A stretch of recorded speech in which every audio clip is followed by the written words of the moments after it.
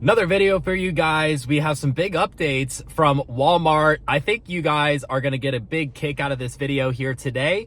Brought to you by the Walmart financials that were recently reported. And the reason why we have to bring this up is because whenever we have any publicly traded company, every quarter they have to release their quarterly financials, and that essentially gives investors, or the public rather, a inside look at how the company is doing every 3 months. And Walmart tends to be a very special financials reporting because, you know, a lot of people almost use Walmart as like an indicator for how the economy is doing. Like when we see Walmart sales declining, then it's usually a bad sign that the economy is not doing very well.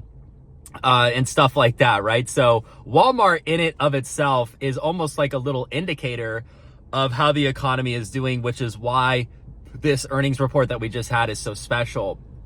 So I want to cover what happened and what we found out during that earnings report, because one of the major updates that I'm going to talk about right now is how a lot of wealthier individuals, a lot of wealthier households are starting to shop at Walmart, which there's nothing inherently wrong with shopping at Walmart at all. It's just that most wealthier people choose not to do it. Why? Because normally they can afford other places, right? So typically you'll see households that are making over $100,000. They will typically go and shop at places like Whole Foods. They'll typically go to other types of grocery stores that offer organic options and fresh farm to table options. All that kind of stuff is what sort of matters more to higher income brackets and households that make a higher income.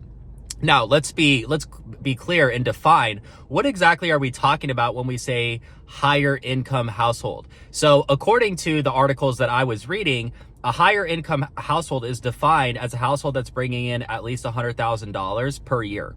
So anything above that 6-figure per year mark is considered higher income households. So one of the things that we found out in the Walmart earnings was that people, households that are bringing in over $100,000 a year are starting to show up and shop at Walmart more often. Which, like I said, there's nothing inherently wrong with that. But what that does tell you is that some people are sort of downgrading, so to speak, and shopping at places like Walmart to be able to save money. And this is directly because of higher prices. And people simply cannot afford to shop at these luxury organic grocery stores anymore, and they have to go to Walmart. Now, Walmart is very smart. I mean, they are a great company. It's one of my favorite stocks because their management is absolutely killer. I mean, the management is so good at catching on to trends and knowing what consumers want.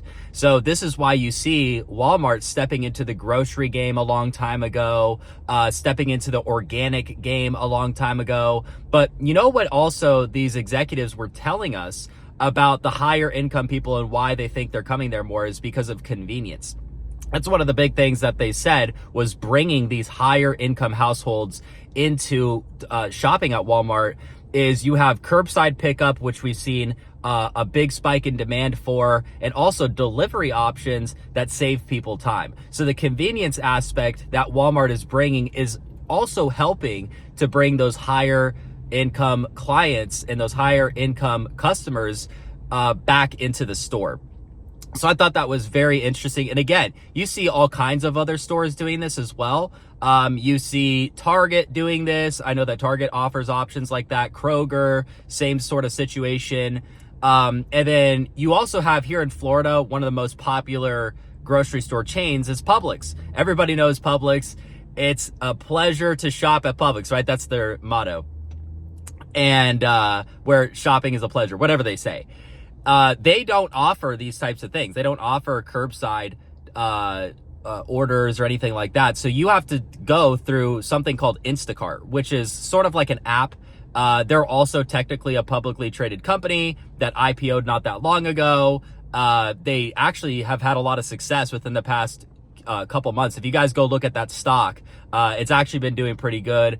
More in the short-term recent days, we've seen a bit of a pullback, but overall in the past few months, we saw basically the stock IPO and come down a little bit, and then it skyrocketed And then now, more recently today, it's starting to pull back. But anyway, these companies that are popping up, especially things like Instacart, you see Walmart doing curbside pickup and delivery, you see Target doing the same thing, and other stores and companies like Kroger. So this is a trend. Like, people want convenience, and it doesn't matter what the income bracket is. And Walmart quickly picked up on this and integrated that as soon as possible and started promoting. If you guys go look at all the commercials for Walmart, what's it all about? Delivery. They have the people, Walmart has the employees come into your house and put the groceries away.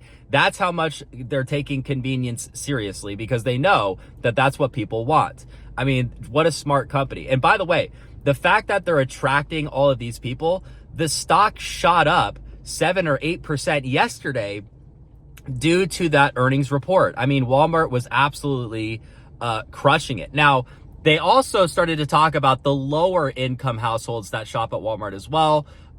This is more common, right? We normally see lower income brackets going to Walmart, and that's where they do their shopping. But one of the things that management really wanted to make clear is that that lower income bracket has not changed at all. We haven't seen a drop off in people going to other places. We haven't seen a slowdown in that category. So that is still thriving and very strong.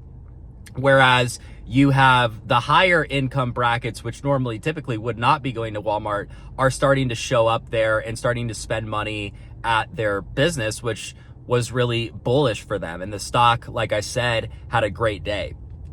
So I guess what this also means, though, is that you see higher income brackets starting to save money, because it's not just the groceries, right? Like, people think, oh, well, you know, Walmart isn't really that much cheaper, right? But it's the pressure of everything. It's the higher prices that people are experiencing all over the place. It's not just food and groceries.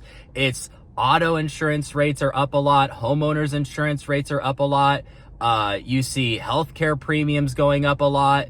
You see all kinds of stuff. Mortgages, interest rates are higher than what they have been over the past couple decades. So these higher prices are really starting to affect people, and you could start to see a change in consumer behavior. And that's how we know that the economy is shifting. And I've seen a lot of you guys in my previous videos saying that we are already in a recession, which many people do tend to think that, right? Some people would say we're not. Some people already say that we have already been in a recession, which is a very interesting perspective. I love reading your guys' comments. I love seeing your guys' takes on all the videos that I'm putting out and stuff recently. It's been awesome to read up on how you guys are thinking about this too. So I appreciate all those comments that you guys have been leaving, by the way. I forgot to thank you guys earlier. But this earnings report to me shows that a lot of people are starting to feel the pressure of higher costs. And this is going in a bad direction, because, you know, wealthier people are shopping at Walmart, but after people can't afford Walmart prices anymore, then where are they going to go? I mean, Walmart is kind of like our last line of defense. It really is the everyday low prices that attract people. It allows people to spend money without breaking the bank or, you know, stretching outside of their budget. But what if, or at what point will Walmart become too expensive for people to even go to?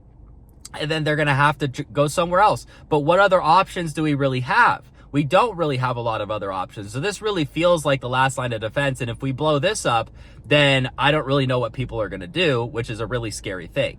So Walmart, I want to talk about investing. I want to talk about the stock market too, because the Walmart stock, like I said, killed it on that earnings report. But I also think that there's a lot of other stocks out there that we can get into that are going to appreciate based on the economic cycle that we're in, right? I've talked to you guys earlier about some of my gold stocks that I invested into, or my silver stocks, which have been doing really, really awesome. In fact, my net worth actually just hit a recent all-time high a couple days ago.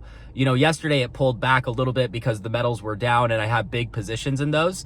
But my net worth is basically at an all-time high, or very, very close.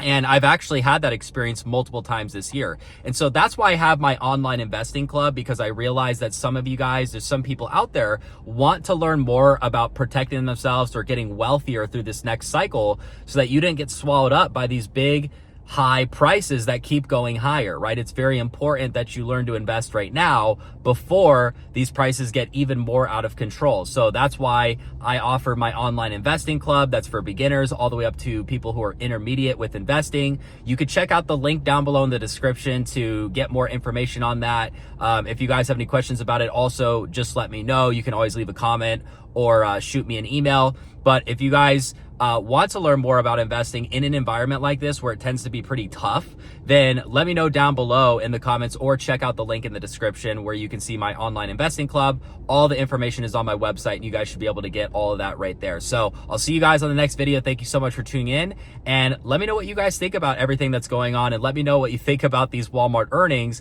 and how that reflects what's going on in the bigger picture for the economy.